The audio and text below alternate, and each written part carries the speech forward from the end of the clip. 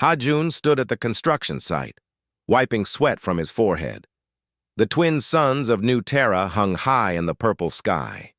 He had been working on the new water treatment facility for 6 months now. His hands were rough and calloused, but he felt proud. This colony would help thousands of families build new lives. His communicator buzzed. It was Yuna, his wife. "Don't forget, Nari's shuttle leaves at 3, she reminded him. Ha-Jun smiled. Their 7-year-old daughter was spending the week at the orbital education station. 5,000 children from across the colony went there each month. The station had the best teachers, the most advanced learning systems. Nari loved it there. "I won't forget. Tell her I love her," Ha-Jun said. "Tell her yourself tonight on the video call," Yuna laughed. Ha-Jun returned to his work. Above him, in the blackness of space, the massive education station orbited peacefully. Inside, 5,731 children laughed, learned, and played. They came from every human colony in the sector. Some were as young as 4. The oldest were 12. In the teacher's lounge, Instructor Bora was preparing her next lesson. She taught history to the 8-year-olds. Today's topic was first contact with alien species. She wanted the children to understand that the galaxy was big and most species wanted peace. Nari sat in her classroom with her best friend Kiuri. They were building a model of the solar system. Nari had chosen to make Earth, even though she had never been there. Her grandparents lived on Earth. They sent her pictures. "My grandmother says Earth has real birds," Nari told Kiuri. "Not like our drone birds." Kiuri nodded. "My uncle says the oceans are so big you can't see the other side." The children talked and dreamed. They felt safe. The station had the best shields, the best life support. Nothing could harm them here. Far across the galaxy, Emperor Vectress sat on his throne. He was ancient, over 800 years old. His scales were the color of dried blood. His empire controlled 12,000 worlds. Hundreds of species bowed to him. They paid tribute. They feared him. His advisor, a thin creature with too many arms, approached carefully. "The humans have refused your supremacy." Vectress did not move. "Explain." "They will not surrender the 3 colony worlds. Their diplomats say the peace treaties protect their territory. They say they respect the Draxian Empire, but they cannot give up their people's homes." "Respect?" Vectress's voice was cold. "They dare refuse me?" "They were polite, your supremacy. They offered trade agreements instead. Technology sharing, cultural exchange." Vectress stood. His shadow fell across the advisor like a blade. "For 6 centuries, every species has obeyed me. The Corvalli gave me 50 worlds without question. The Zenthari surrendered their entire fleet. Even the proud Mexari bent their knees." He walked to the massive window that overlooked his capital city. "And these humans, these newcomers who have barely left their own star, think they can negotiate with me?" "What are your orders, your supremacy?" Vectress was quiet for a long moment. Then he spoke. "Send the Annihilator fleet to the human colony called New Terra. There is an education station in orbit. Children learn there, yes?" The advisor's skin turned pale. "Yes, your supremacy. Thousands of their young. Destroy it, completely. I want every human in the galaxy to understand what happens when they refuse me." "Your supremacy, the Galactic Council has rules about—" "The Galactic Council does nothing I do not permit. Send the fleet, now." 3 days later, Ha-Jun was eating lunch when the alarm started. Every communicator on New Terra screamed at once.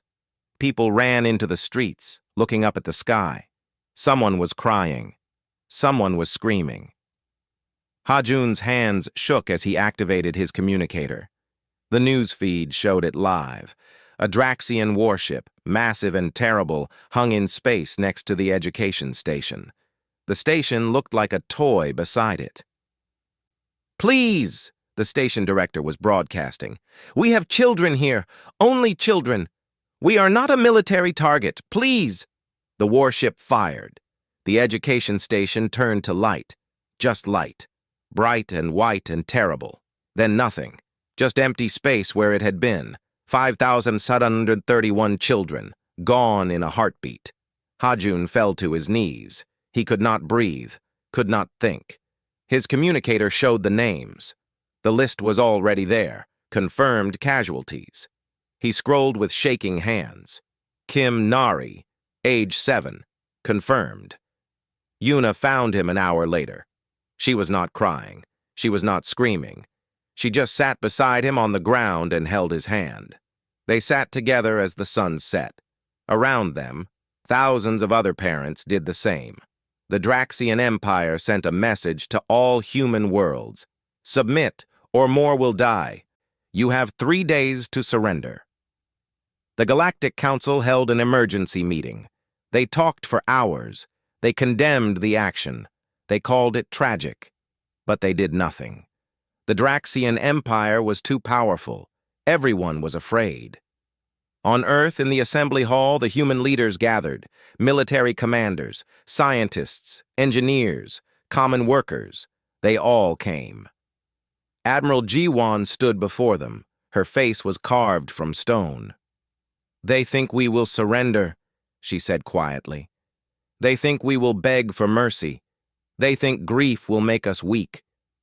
She looked at the faces before her. Every person in that room had lost someone, a child, a grandchild, a niece, a nephew. They are wrong, Jiwan continued. We will not surrender. We will not beg. We will show them what humanity becomes when you hurt our children. The vote was unanimous. Every hand raised. Every voice agreed. Doyun, the intelligence director, approached the communications officer, a young woman named Minji. Her eyes were red from crying. Her brother had been on the station. Send this to Emperor Vectress, Doyun said, handing her a data chip. Only this, nothing else. Minji loaded the message. She saw what it said. Just one word. She almost smiled as she transmitted it. Across the galaxy, in his throne room, Emperor Vectress received the message from Earth. He opened it, expecting pleas for mercy, promises of surrender. There was only one word. Soon, Vectress laughed. It echoed through his empty hall. Emperor Vectress stared at the message for 3 seconds. Then he threw his head back and laughed. The sound was like rocks grinding together. Soon, he read aloud. Soon? These insects dare threaten me? His advisor shifted nervously. Your supremacy. Perhaps we should increase border patrols. Let them come. Vectress waved a clawed hand. I killed their children with one ship. Imagine what my full fleet will do to their worlds. He settled back on his throne. Keep the ultimatum deadline. 3 days. When they surrender, I want 10 colony worlds now, not 3. They need to learn respect costs extra. But 3 days passed, then 4, then 7. No surrender came from humanity. No pleas for mercy. No desperate negotiations. Nothing. Admiral Jiwan stood in the command center on Earth. Around her, thousands of people worked in complete silence. No one spoke unless necessary. The only sounds were fingers on keyboards and the hum of computers. Status report, she said quietly. A young officer looked up. All civilian transports have completed evacuation from border colonies. Military vessels have withdrawn to defensive positions around core worlds. The outer colonies are completely empty. Galactic response? The Council is confused. Alien media thinks we're preparing to surrender. The Mexari have offered to broker peace talks. The Corvalli are placing bets on how fast we'll collapse. Jiwan's jaw tightened. And our production facilities? Doyen stepped forward. He looked older than he had 2 weeks ago. Everyone looked older now. Every shipyard is operational. Every factory, every construction platform. We've converted 70% of civilian infrastructure to military production. He pulled up a hologram. We have 2.3 million engineers working around the clock. Hajun's team alone has retrofitted 6 shipyards on New Terra. How long until we're ready? 60 days, maybe less. Jiwon nodded slowly. Then we wait. Let them think we're paralyzed with fear. Let them think we're weak. Across the galaxy, Emperor Vectrus grew impatient. The humans had gone silent.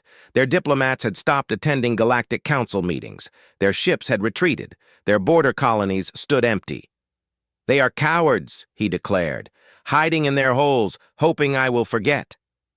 But his military commander, General Thax, was less certain. Thax had fought many wars. He had conquered many species. He knew the difference between retreat and preparation. "Your Supremacy, our intelligence ships report unusual activity in human space." "What kind of activity?"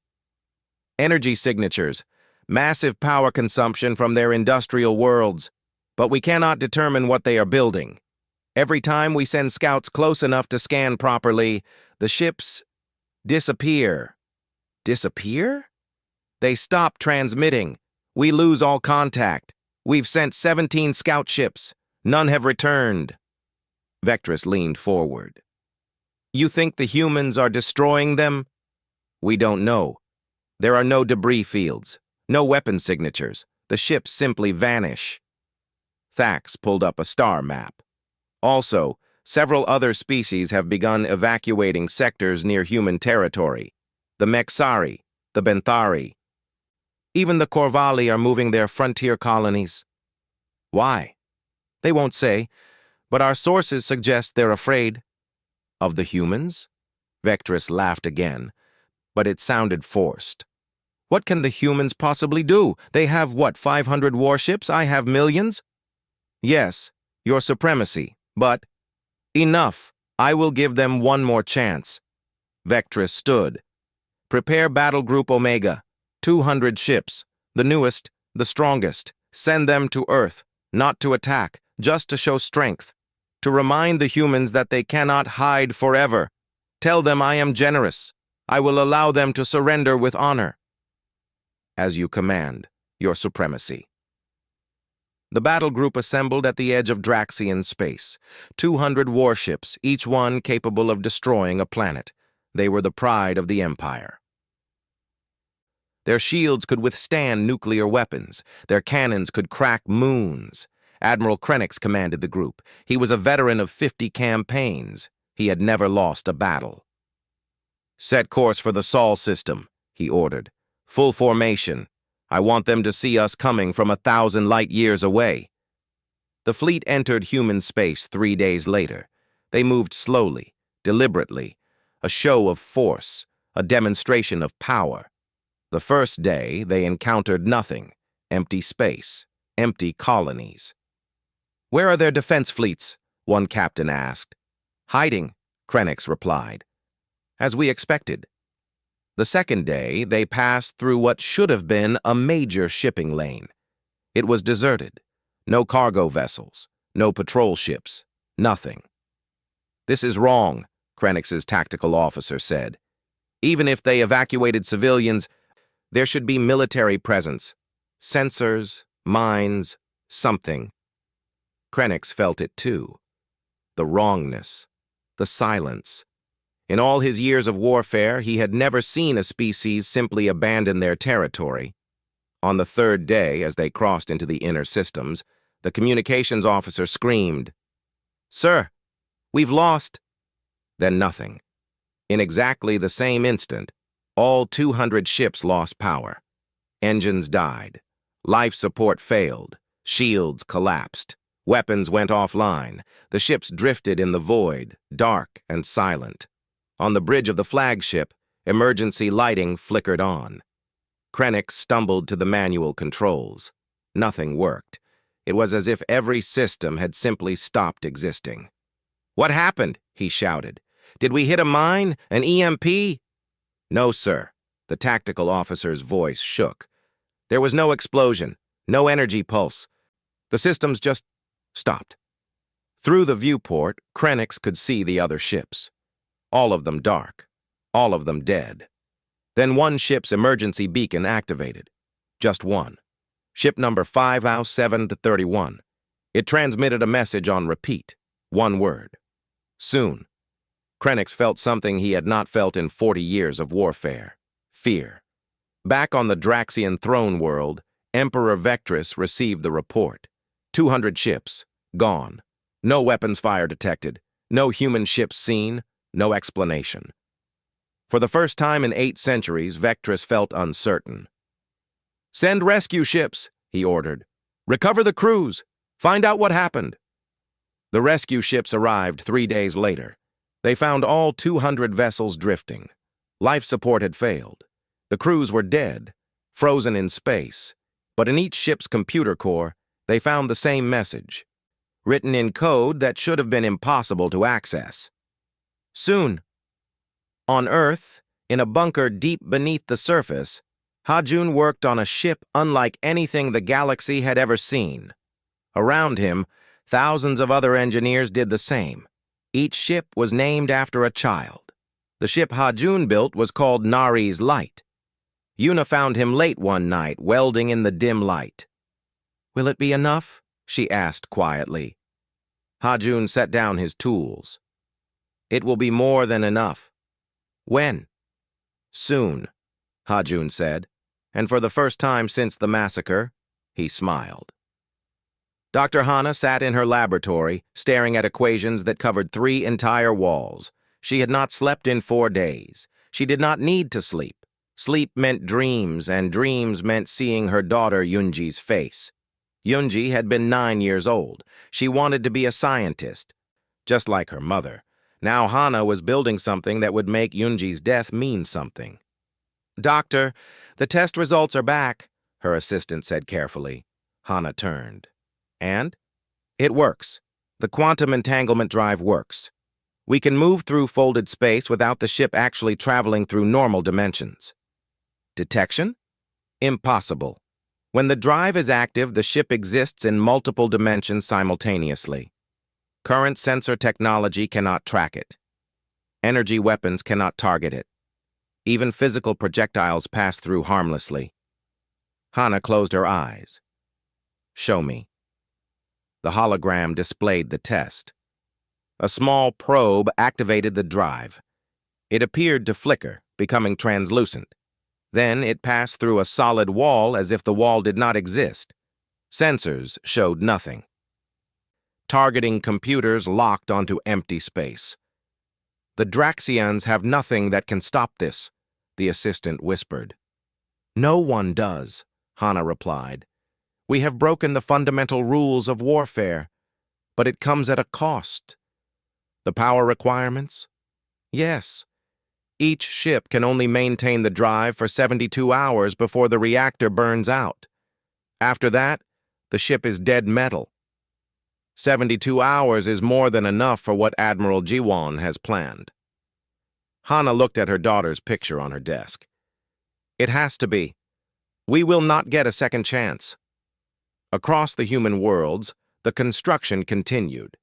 In orbit around Mars, Taiyang supervised the assembly of a ship called Remembrance. He had been a civilian pilot before the massacre. He flew cargo between colonies, simple work, peaceful work. His sister's children had died on the station, both of them, twins. Now Taiyang would pilot a warship that made nightmares look gentle. "Captain, the hull plating is complete," his engineer reported. Taiyang ran his hand along the smooth surface. It looked like ordinary metal, but it was not. Human scientists had created something new, a material that shifted its molecular structure based on dimensional frequency. When the quantum drive activated, the entire ship would phase into unreality. "What about weapons?" Taiyang asked. "We're installing the last of the dimensional torpedoes now. Each one will sync with the drive. They'll pass through shields, through armor, through anything. They'll only become solid when they reach the target's reactor core." "How many?" "Each ship carries 500. Enough to destroy 500 targets." Taiyang did some math in his head. 5,731 ships, 500 torpedoes each. nearly 3 million possible targets. The Draxian Empire had 3 million military installations. It was not a coincidence. In a different shipyard, Hyejin stood before a gathering of volunteers. She had been a military strategist before the massacre. Now she was something else, something harder. Her twin sons had been 6 years old. "You all know what we are asking," she said to the assembled crowd.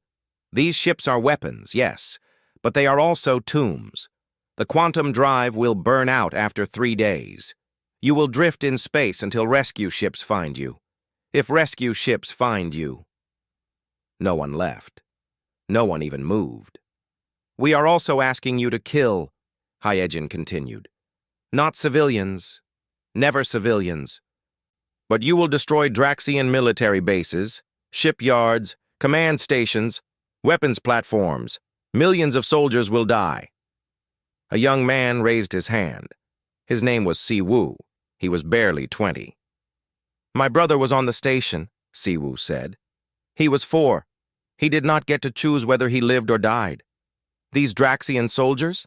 They chose to serve an empire that murders children. I will gladly send them to whatever afterlife they believe in."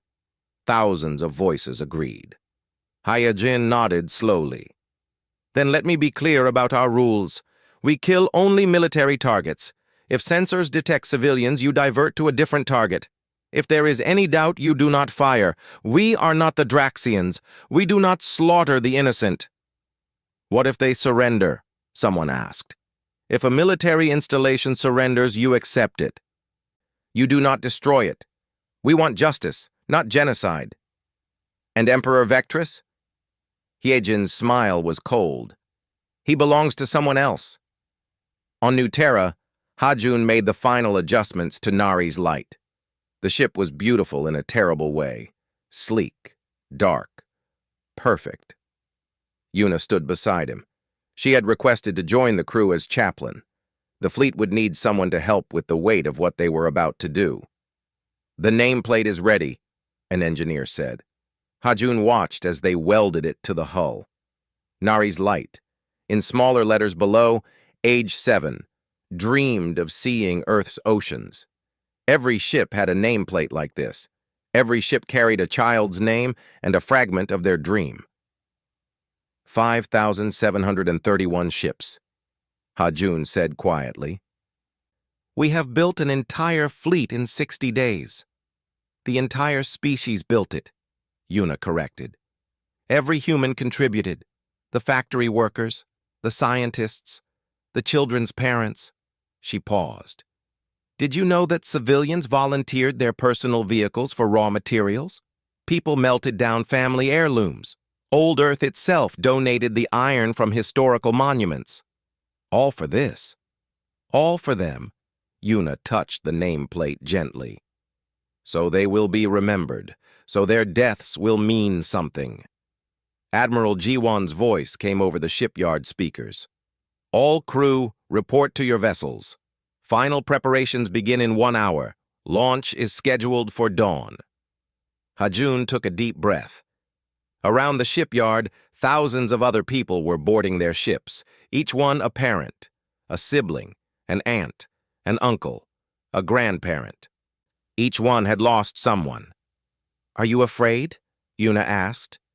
"Yes," Hajun admitted, "but Nari was afraid when the Draxian ship appeared.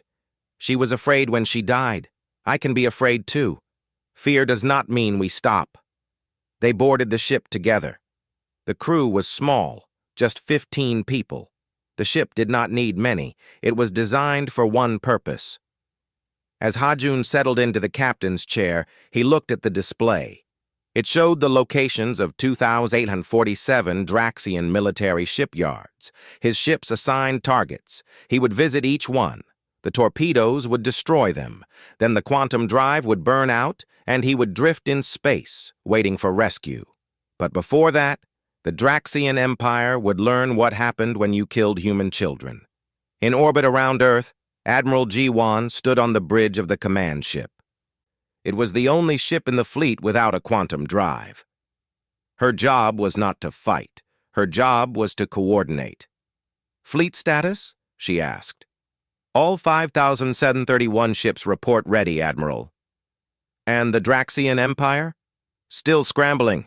They've pulled ships from frontier zones. They're fortifying their core worlds. Intelligence suggests Emperor Vectrus himself has gone into a secure bunker. He thinks we will attack the throne world first. Won't we? Jiwan smiled.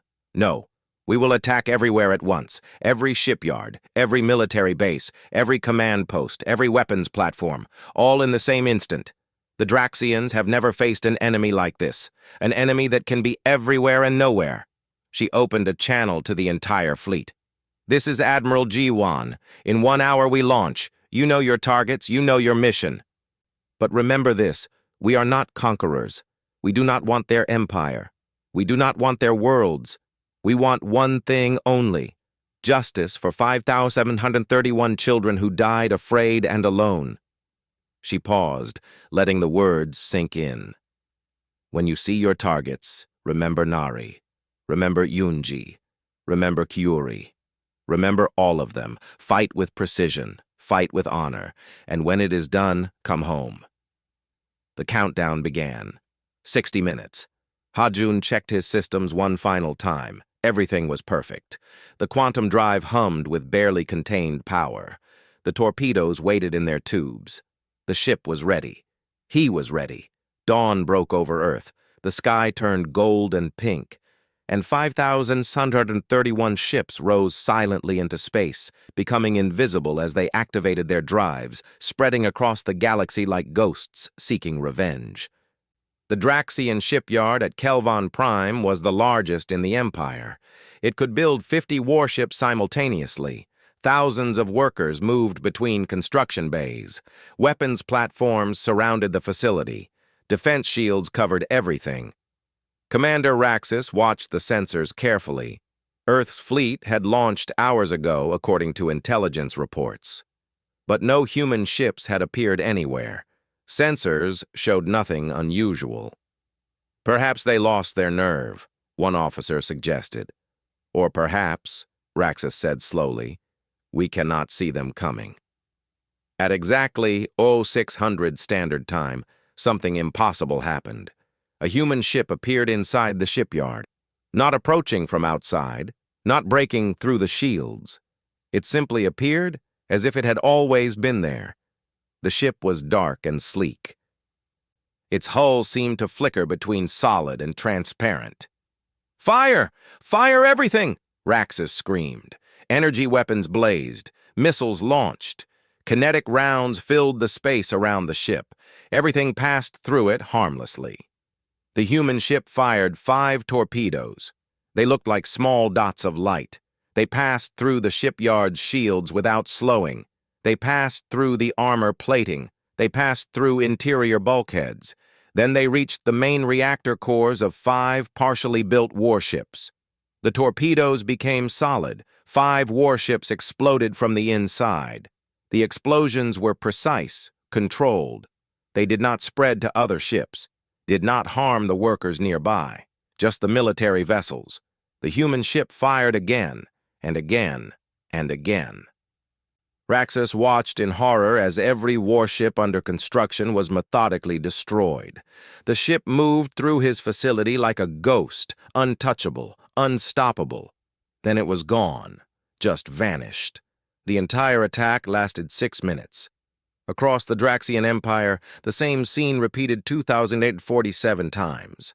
At the military command station orbiting Drax Prime, General Thax watched his tactical display with growing disbelief.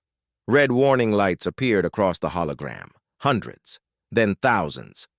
"Report!" he shouted. "Shipyard Kelvon Prime under attack! Shipyard Mexari 7 under attack! Command Station Outer Rim under attack!" The reports came faster than his officer could speak. Weapons Platform 447, Platform 558, Platform 923, all under attack. Fleet Base Gamma, Fleet Base Delta. Fleet... How many ships are attacking? "We don't know, sir. Sensors cannot track them. They appear inside our installations, destroy military targets, then vanish. No debris, no energy signatures we can lock onto." Thax pulled up the damage reports. Over 3,000 military installations under simultaneous attack, spread across the entire empire, thousands of light years apart. Impossible. No species had enough ships to attack everywhere at once. No species had technology that could bypass shields and sensors, except, apparently, humanity. Casualties? Thax asked quietly. Military only, sir. The human weapons are precise.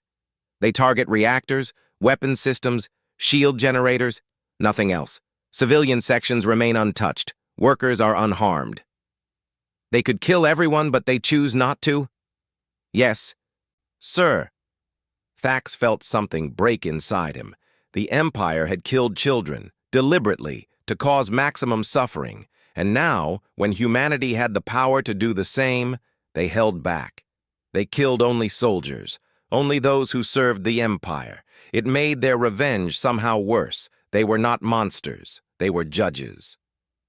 On the ship, Nari's Light, Hajun watched his target list shrink. Shipyard destroyed, command post destroyed, weapons platform destroyed, each target eliminated with precision. His crew worked in silence. The weapons officer called out targets. The navigation officer shifted the quantum drive to move them instantly between locations. The tactical officer confirmed no civilian presence before each attack. Target 2842 destroyed, the weapons officer reported. 5 remaining. Civilian transport detected near target 2843, Tactical said. Recommend we skip to 2844. Agreed, Hajun said. The Empire's civilians were not his enemy. He would not kill them. They moved to the next target. A weapons research facility. Sensors showed only military personnel. 300 soldiers.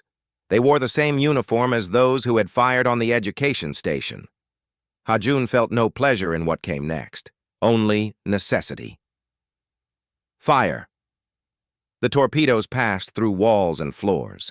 They found the reactor. The facility broke apart silently in the vacuum of space. Escape pods launched. Hajun watched them go. Should we destroy the pods? The weapons officer asked. No, Hajun said. Let them live. Let them tell others what happened here.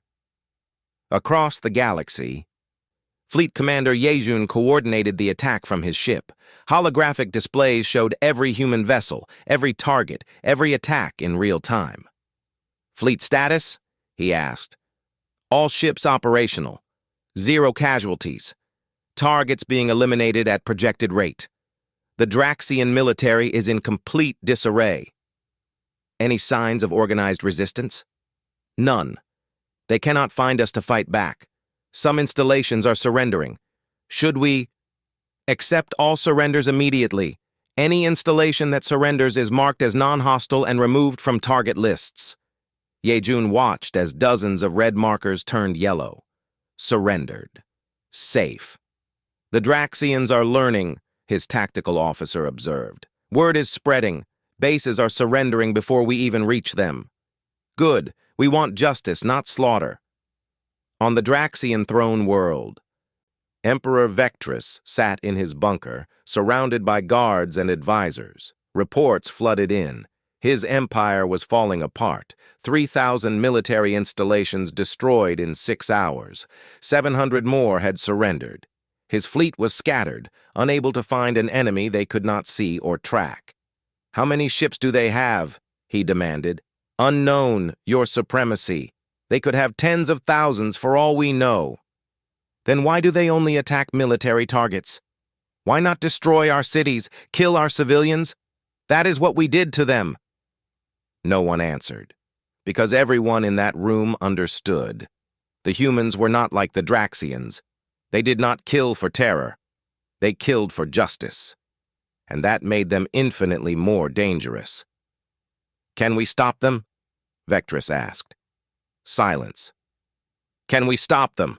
He roared. General Thax stepped forward. He looked tired, old. No, your supremacy. We cannot see them.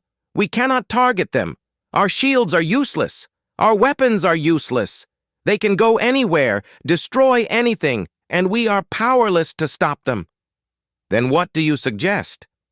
Surrender, complete and unconditional, before they destroy everything we have built. Vectress stared at his general. In 800 years, no one had ever suggested he surrender. Never, he hissed. I am Emperor of the Draxian. The bunker shook. Alarms wailed. What was that? Vectress shouted. An officer checked his console, his face pale. The planetary defense grid, it's gone. All 800 platforms, destroyed simultaneously. Through the bunker's viewport, Vectress saw flashes of light in orbit. His invincible defense platforms, each one powerful enough to destroy a fleet, were exploding like fireworks. And then, appearing in the sky above his palace, a single human ship materialized. It hung there, dark and terrible and beautiful. It did not fire. It just waited. A message appeared on every screen in the bunker. One word. Soon. Hajun looked down at the Draxian throne world from the bridge of Nari's light. His mission was complete. All 2,147 targets destroyed. The quantum drive was starting to burn out. He could feel the ship's power fluctuating. Yuna, he said quietly, we're done. Signal the fleet. His wife, who had spent the last 6 hours praying for the souls of those who died, both human and Draxian, nodded. All ships.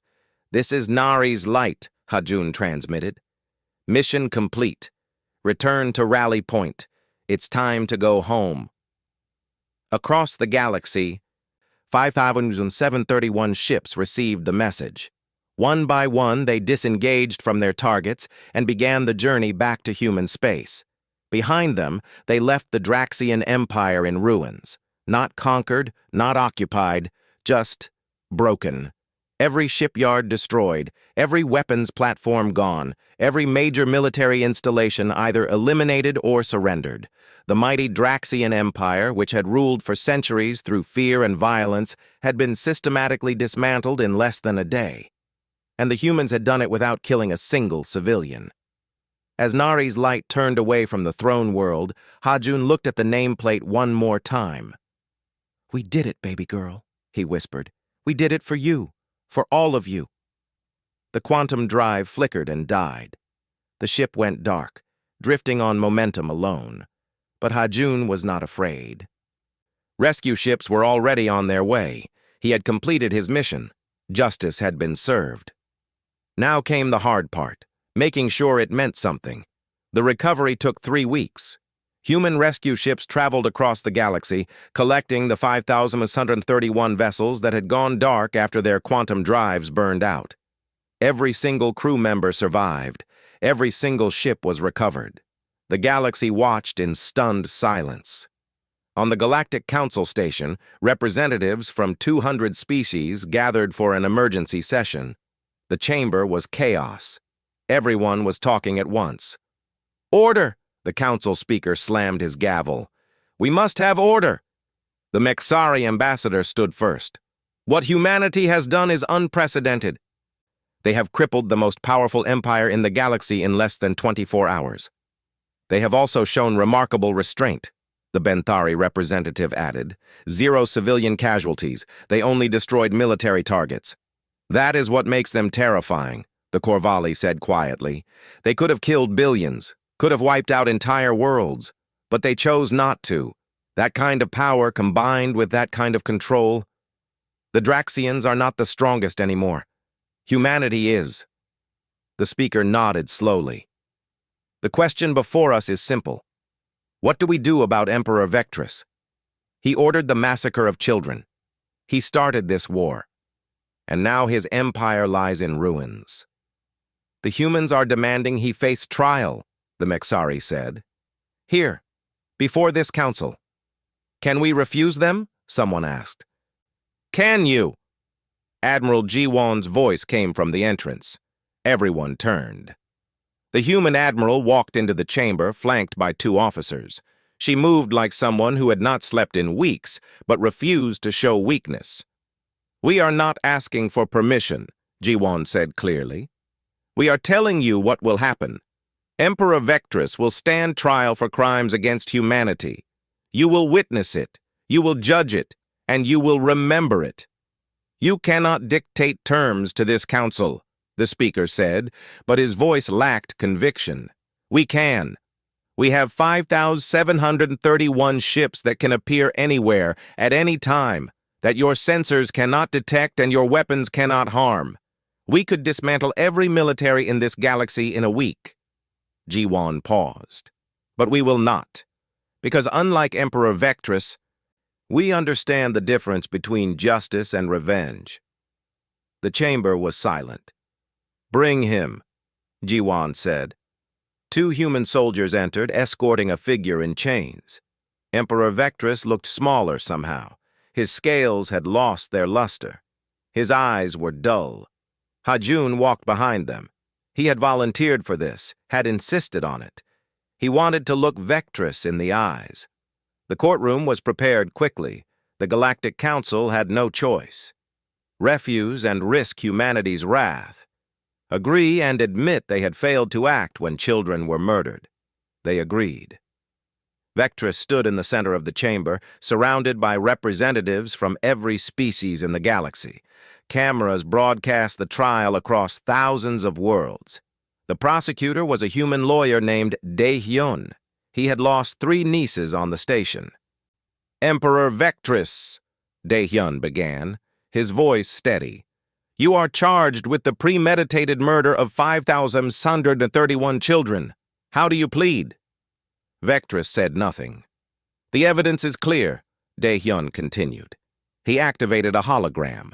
It showed the Draxian flagship approaching the education station, showed the communications, showed the moment of destruction. Your own military logs confirm you gave the order personally. You specified that the target should be the education station. You wanted children to die. You wanted their parents to suffer. You wanted humanity to break. The hologram changed. It showed names, faces, 5,131 children, their ages, their dreams. Kim Nari, age 7, wanted to see Earth's oceans. Park Yoonji, age 9, wanted to be a scientist.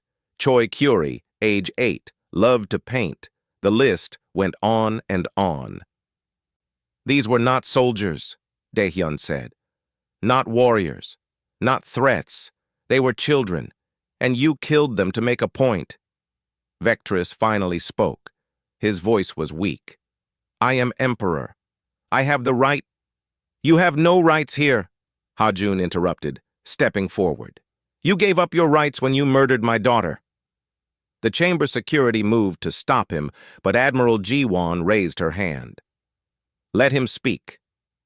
Hajun approached Vectress slowly. In his hand, he held a small data crystal. This contains information about every child who died. Their names, their pictures, their dreams, the last messages they sent to their parents. Hajun placed the crystal on the table in front of Vectress. I want you to look at them. All of them. I want you to know who you killed. Vectress stared at the crystal. You thought you were teaching us fear, Hajun continued. You thought we would surrender, beg for mercy. Instead, you taught us purpose. You showed us what we are capable of when you threaten our children.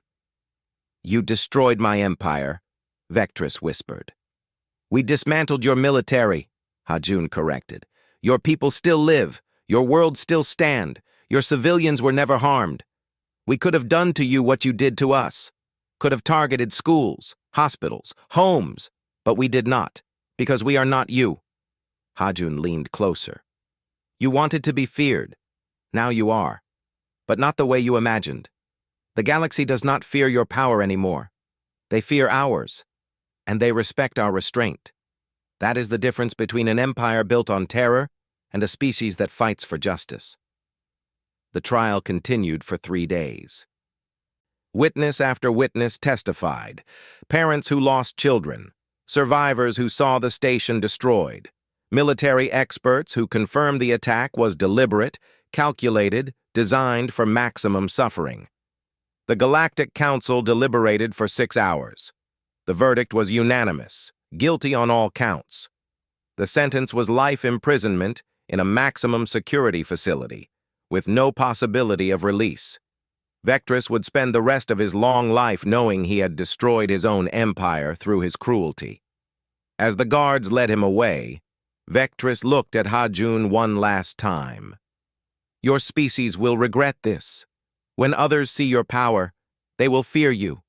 They will turn against you." Ha-Jun shook his head. "No. They will remember that we had the power to destroy everything and we chose not to.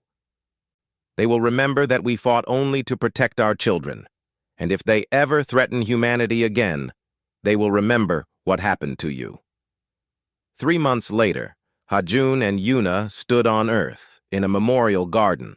The garden was built in a perfect spiral, 5,731 trees, one for each child. Each tree had a plaque with a name, an age, and a dream. Families walked among the trees quietly. Some cried, some smiled, remembering. Some just sat in silence. At the center of the spiral was a monument, a simple stone with words carved deep. They were children. They dreamed of tomorrow. We will make sure they are never forgotten. Below that, one word. Soon. Yuna held Ha-Jun's hand as they stood before Nari's tree. It was a young oak, still small but growing strong. "Do you think we did the right thing?" she asked. Ha-Jun thought about the question, about the thousands of Draxian soldiers who had died, about the ships destroyed, about the empire that fell. "I think we did the only thing we could do," he said finally. "We could not let it stand, could not let them think they could murder our children without consequences. And now? Now we rebuild. The ships are being decommissioned. The quantum drive technology is sealed. We will never use it again unless we have to. But it exists, and everyone knows it exists. That is enough." Admiral Ji-Won approached them. She looked older now, but also lighter somehow. The burden of command had lifted. "The Council has sent a formal apology," she said, "and a request. They want humanity to join the peacekeeping forces. They think our restraint makes us trustworthy." "What did you tell them?" Ha-Jun asked. "I told them we will consider it, after we finish mourning." Ji-Won looked at the trees. 5,731 children. They should have grown up, should have lived full lives. Instead, they became the reason the galaxy changed. "Will it stick?" Yuna asked. "The change. I think so. Emperor Vectress was not the only tyrant in the galaxy. But now, every dictator and warlord knows what will happen if they target civilians, if they hurt children. Humanity will come, and we will bring justice." Ji-Won saluted the memorial and walked away, leaving Ha-Jun and Yuna alone. They sat beneath Nari's tree, watching the sunset paint the sky gold and pink. Other families sat beneath other trees, quiet, remembering. "Nari would have liked this garden," Yuna said softly. "Yes," Ha-Jun agreed. "She would have climbed every tree." They sat in silence as the stars began to appear. Somewhere out there, across thousands of light years, the Draxian Empire was rebuilding under new leadership. A democracy now, not an empire.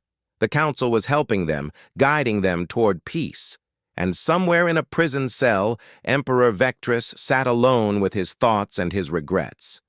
But here, on Earth, in a garden of 5,631 trees, humanity remembered. They remembered their children. They remembered their grief. They remembered their power. And they remembered that when someone asked, "What happens if you hurt our children?" humanity had answered with one word: soon. Not a threat, not a boast, just a promise. A promise that justice would come, that consequences would follow, that humanity would not forget, would not forgive, and would not fail their children ever again. The memorial garden grew quiet as families went home, but the trees remained, growing stronger with each passing day.